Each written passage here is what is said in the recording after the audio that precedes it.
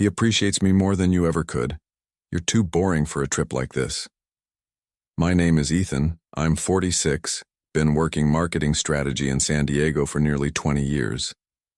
That morning, I stood in our driveway holding car keys, while my wife Vanessa packed her cruelty into words sharper than any blade I'd ever felt.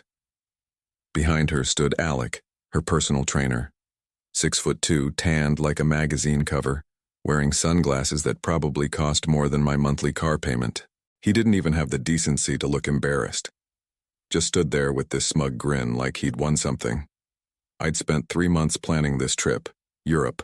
7 days, 5 countries. Everything she'd ever mentioned wanting to see. Every restaurant she'd bookmarked on her phone when she thought I wasn't paying attention. The Louvre at sunrise. Dinner on the Seine. That little vineyard in Tuscany she'd seen in some travel magazine. "I'm still going," she said, adjusting the strap of her designer purse. "But not with you." She wasn't even carrying luggage. I'd assumed she'd forgotten something inside, maybe needed help with the bags. Instead, she was standing there like she was doing me a favor by explaining why another man deserved the trip I'd planned for her. 14 years of marriage, 14 anniversaries. I'd never missed one, never forgotten a birthday, never failed to notice when she changed her hair or bought something new. I'd supported her through 2 career changes, encouraged her fitness journey, even paid for the personal training sessions that apparently came with benefits I hadn't anticipated. "The itinerary's in here," I said, handing her the silk envelope I'd prepared the night before. My voice came out steady, which surprised me. "Flight leaves in 2 hours." She took it without looking at me. "Alex already got his ticket, same flight." Same flight. She'd planned this, coordinated it, bought him a seat on the plane I'd booked for the trip I'd designed, using money I'd earned working 60-hour weeks to give her everything she wanted. I nodded once, got back in my car, and drove away. What she didn't know was that I'd paid for everything through my business account. Every hotel reservation, every dinner booking, every private tour guide. All under my name, tied to my identification, secured with 2-factor authentication that only my phone could access. As I pulled out of the driveway, I looked in the rearview mirror and saw them walking toward the Uber I'd called for us. Alec had his arm around her waist like he owned her. Maybe he did. But he didn't own the trip. I met Vanessa when I was 32 and still believed love conquered everything. She was working at a gallery downtown, had this way of talking about art that made ordinary paintings sound like they held secrets. I'd stop by after work just to hear her voice, to watch her hands move when she explained why some artist mattered. We married 2 years later. Small ceremony, mostly her friends. My parents had passed when I was in my 20s, and I'd never been good at keeping friendships alive once work consumed my life. Vanessa became my world. My only world looking back. I built my marketing consultancy from nothing. Started in our apartment's spare bedroom, taking on small clients while she pursued her gallery career. When business grew, I moved to an office. When it grew more, I hired employees. Every success meant I could give her more. Better restaurants, nicer vacations, the house in Mission Hill she'd fallen in love with during one of our Sunday drives. Somewhere along the way, she stopped talking about art and started talking about what we didn't have. The friends who traveled more, the couples with bigger houses, the women whose husbands took them to places that looked better on social media. "You work too much," became her favorite complaint. "You never want to do anything fun." But I was working for her, for us. Every client meeting, every late night at the office, every weekend spent building something that could support the life she wanted. I thought she understood that. The personal training started 6 months ago. "I need to feel good about myself again," she'd said. 3 sessions a week at some upscale gym in La Jolla, $200 a session, but she seemed happier, more confident. I was glad she'd found something that made her smile. Then came the longer sessions, the post-workout coffee meetings, the new clothes that seemed designed to show off her progress. The phone calls she'd take in the other room, speaking in lower voices about training schedules and nutrition plans. I'd started noticing things. How she'd gotten secretive about her phone. How she'd light up when it buzzed with certain notifications. How she'd started mentioning Alec in conversations. Little comments about his travels, his insights, his appreciation for the finer things. Alec says European hotels are completely different from American ones. More authentic. Alec thinks people our age don't travel enough. Says we get too comfortable. Alec has been to Paris 7 times. He knows all the places tourists never find. I should have seen it coming. Should have recognized that she wasn't just training her body. She was training herself to want someone else's life. Someone else. But I'd been too busy planning our anniversary trip to notice she'd already chosen her travel companion. I sat in my car for 20 minutes after leaving the house. Not moving, not thinking, just breathing. The envelope with their boarding passes was still on my passenger seat. I'd printed 2 copies of everything, like I always did. Backup plans for backup plans. My phone buzzed with a text from Vanessa. Don't wait up. Flight might be delayed. Flight might be delayed. Like she was going to visit her sister instead of stealing our anniversary trip with another man. That's when it hit me. Not anger, not betrayal, not the crushing weight of 14 years being flushed away. Just clarity. Cold, perfect clarity about who I'd married and who I'd become. I'd spent our entire relationship trying to earn her love through gestures and gifts and grand romantic plans. But love wasn't something you earned. It was something you gave or didn't give. And Vanessa had stopped giving it long before she'd met Alec. I drove to my office and pulled up the trip folder on my computer. Every reservation, every confirmation number, every carefully planned detail. All secured through Zentren Global's business account, with me as the primary cardholder and sole authorized user. The hotel in Paris required photo identification matching the reservation name. The private tour guides had my cell phone as the only contact number. The restaurant bookings were confirmed through my email address with a 24-hour cancellation policy. I'd built this trip like I built everything else in my life.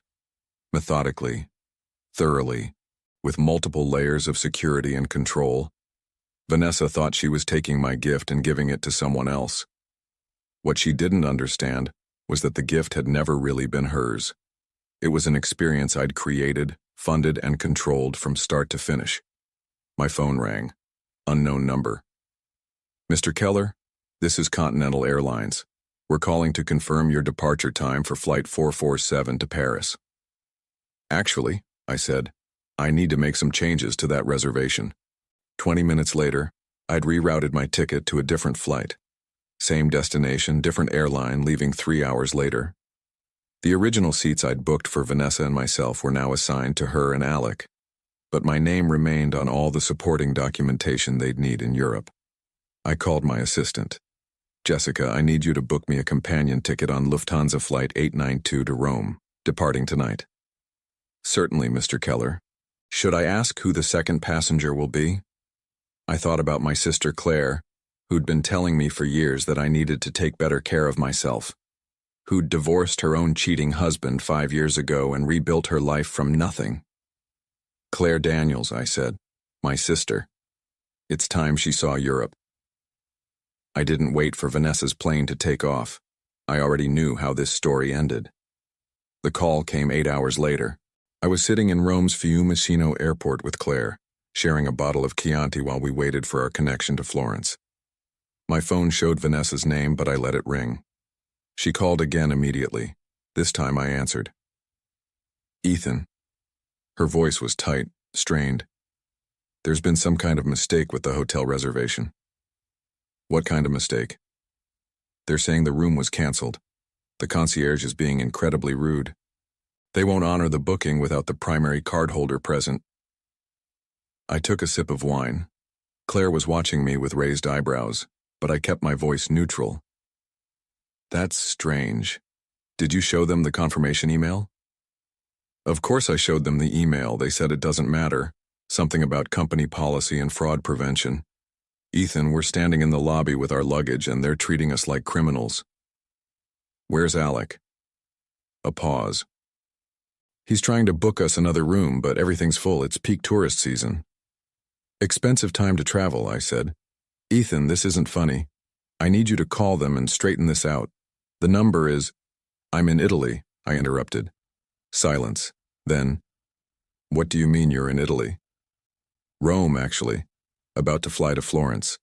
Claire and I are having a wonderful time. The silence stretched longer. When she spoke again, her voice had changed. Lower. More controlled. You're supposed to be home. Why would I be home? It's our anniversary trip. But we're not. She struggled for words. You can't just take my sister on our anniversary trip. Your sister? Claire is my sister. And this was never your trip, Vanessa. It was mine. I planned it, I paid for it, and now I'm taking it. You bastard. The words came out like a hiss. You deliberately sabotaged us. I didn't sabotage anything. I simply took the trip I planned with someone who wanted to spend time with me. Alec and I are stranded here, do you understand that? We have nowhere to stay. Alec seems resourceful. I'm sure he'll figure something out. The credit card isn't working either. Which credit card? The travel card you gave me. It's being declined everywhere. Oh, I said, as if just remembering. I suspended that card this morning. Security precaution. You understand? Claire was grinning now, making exaggerated thumbs-up gestures. I had to work to keep the amusement out of my voice. Ethan. Vanessa's tone had shifted to something I hadn't heard in years, pleading. This is crazy. We can work this out when you get home, but right now we need help. We? I need help, please. I'm asking you to help me. For 14 years, I'd responded to that tone. The moment she softened her voice and asked for help, I'd moved mountains to give her what she wanted. Fixed problems, solved crises, made things better. But sitting in that airport, watching travelers hurry past with their own stories and their own destinations, I realized something had shifted. The urgency I used to feel when she needed me was gone, replaced by something colder and cleaner. Vanessa, I said. 6 hours ago you told me I was too boring for this trip. You said another man appreciated you more than I ever could. You replaced me with your personal trainer and expected me to just accept it. That's not... I didn't mean... You meant every word. And now you're in Paris with him. Just like you wanted. Enjoy it. I hung up. Claire raised her wine glass. To sisters who know when their brothers deserve better. We clinked glasses, and for the first time in months I smiled without forcing it. My phone buzzed with a text. This isn't over. I deleted it without reading it twice. Claire had questions during our flight to Florence, but she waited until we were settled in our hotel room, overlooking the Arno River, to ask them. How long has this been going on?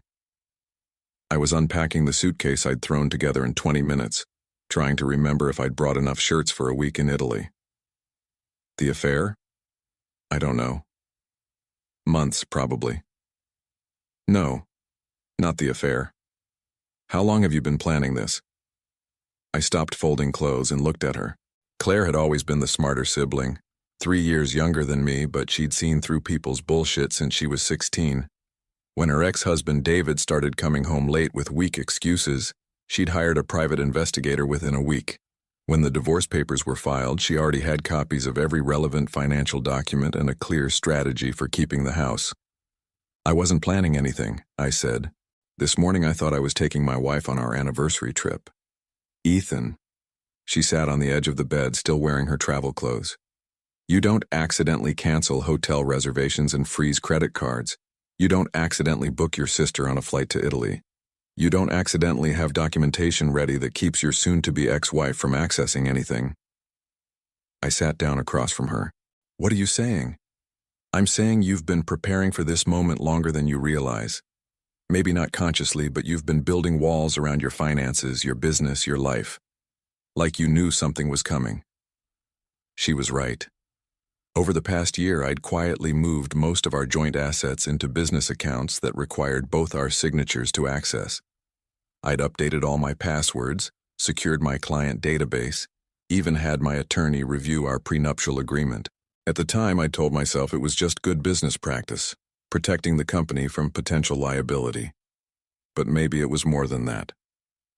Remember when you asked me to be your emergency contact for the business accounts? Claire continued. That was 8 months ago. You said it was in case something happened to you, but Vanessa was your wife. She should have been the logical choice. 8 months ago, right around the time Vanessa started her personal training sessions. I think part of you knew, Claire said gently. Maybe not the specifics, but you knew something was wrong. You just didn't want to face it. My phone rang. Vanessa again. This time I declined the call immediately. There's something else, I said. 3 weeks ago I found out she'd been using our joint credit card to pay for things that didn't make sense. Expensive dinners at restaurants I'd never been to. Hotel rooms in downtown San Diego when she was supposedly at the gym. Gifts from jewelry stores I didn't recognize. You didn't confront her? I thought about it, but then I realized something. If I confronted her, she'd either lie or tell me the truth. If she lied, I'd know she was lying and nothing would change. If she told me the truth, our marriage would be over. So instead you planned a trip that would force her to show her hand. I thought about that. Had I subconsciously set a trap, offered her the perfect opportunity to choose between her husband and her trainer, knowing which way she'd go? Maybe, I admitted. Maybe I needed to see it for myself. Needed to stop living in the space between suspicion and certainty. Claire nodded. And now you know. Now I know. My phone buzzed with another text from Vanessa. I turned it face down without reading it. So what happens next? Claire asked. I looked out the window at the ancient city spreading below us. Now we enjoy Florence. The next morning, while Claire explored the Uffizi Gallery, I sat in our hotel's business center making phone calls I should have made years ago.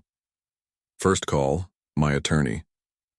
Robert, it's Ethan Keller. I need to discuss divorce proceedings. I'm sorry to hear that, Ethan. Are we talking about an amicable separation? No, we're talking about adultery, misuse of joint assets, and protecting my business interests. I see. When you're ready to file, we'll need documentation, financial records, evidence of misconduct, asset valuation. I've been collecting records for months, and as for evidence, she's currently in Paris with her personal trainer, using what she thought was my money to fund their romantic getaway. Excellent. California is a no-fault state, but adultery can still impact asset division, especially if marital funds were used to support the affair. Second call, my business banker. Mr. Keller, how can I help you? I need to remove my wife as an authorized user on all Zentren Global accounts, effective immediately. I also want to change all access codes and require additional verification for any transactions over $5,000. Of course. Should I also flag any attempts to access the accounts using her credentials? Yes, and send me a report of any attempted access. Third call, my accountant. Janet, I need a complete audit of all joint assets and any business expenses that might have been used for personal purposes over the past year. This sounds serious, Ethan. It is. I'm filing for divorce and I need to know exactly what my wife has been spending on her boyfriend. Fourth call, the locksmith. I need all the locks changed on my house in Mission Hills. Today, if possible. Are you locked out, sir? No. I'm preventing someone else from getting in. By lunch, I'd systematically dismantled every point of access Vanessa had to my life. Bank accounts secured, business protected, house locks changed, attorney retained. It felt like disconnecting a complicated machine, one wire at a time. Claire found me on the hotel terrace, reading emails on my laptop. You look different, she said, settling into the chair across from me. Different how? Lighter, like you've been carrying something heavy and finally put it down. She was right. For the first time in months, I wasn't wondering where Vanessa was or what she was really doing. I wasn't analyzing her moods or trying to decode her text messages. I wasn't planning elaborate gestures to win back attention that had already been given to someone else. My phone rang, Vanessa, for the 6th time that day. This time I answered. Hello? Ethan, thank God. We need to talk. About what? About this insanity you're pulling. Stranding us in Paris, cutting off our money, playing these games. What games? You know exactly what games, this whole revenge fantasy you're acting out. Revenge? I looked at Claire, who was pretending not to listen. Vanessa, I'm sitting on a terrace in Florence, drinking excellent wine with my sister, watching the sunset over the Duomo. I'm not plotting revenge. I'm having the trip I planned. With the wrong person? No, I said quietly. For the first time in a long time, I'm with exactly the right person. Ethan, I've changed the locks, I continued. Secured the accounts, contacted my attorney. By the time you get back to San Diego, you'll find divorce papers waiting. You can't be serious. I've never been more serious about anything in my life. I hung up and turned off my phone. Claire raised her wine glass. To new beginnings. 3 months later, I sat in my attorney's office while he reviewed the final divorce settlement. Vanessa had tried to fight it, claiming she deserved half of everything I'd built during our marriage. But California law was clear about one thing. When joint marital assets were used to fund an extramarital affair, the innocent spouse could seek reimbursement. Every expensive dinner she'd charged to our credit card while dining with Alec. Every hotel room she'd booked for their afternoon encounters. Every gift she'd bought him with money from our joint account. Every cent I'd spent on her personal training sessions that had apparently included extra services. The final calculation, Robert said, sliding a document across his desk, shows misuse of marital assets totaling $47,000 over 8 months. $47,000. More than most people earned in a year, spent on an affair while she complained that I didn't appreciate her enough. And her share of the house? Given that you owned the property before the marriage and paid the mortgage entirely through business income, she'll receive a minimal settlement. Enough for a security deposit on an apartment. What about Alec? Robert smiled. Interesting development there. According to our investigator, Mr. Alec Morrison has returned to his wife and children in Orange County. Apparently, his European adventure with your ex-wife was just that, an adventure. He never had any intention of leaving his family. So Vanessa had destroyed our marriage for a man who'd never planned to stay with her. She'd traded 14 years of stability for a week in Paris with someone who'd seen her as entertainment. The papers are ready for your signature, Robert continued. Once filed, the divorce will be final in 6 months. I signed my name on each page, feeling nothing but relief. 6 months later, I was back in Italy. Not for revenge or closure or dramatic confrontation, but because I'd fallen in love with Florence during that first trip with Claire.